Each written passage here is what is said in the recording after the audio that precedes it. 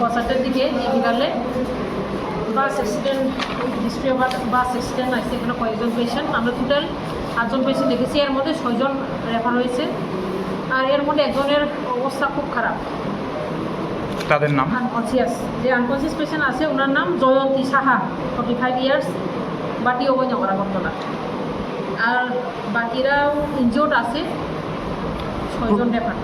6জন refer যারা হয়েছে তাদের নামগুলি? অঙ্কিতা দাস, অর্বদীপ দাস, পাপিয়া দাস, আর জয়ন্তী সাহা যে বললাম, বিপ্লব নন্দী আর কমল দেববর্মা।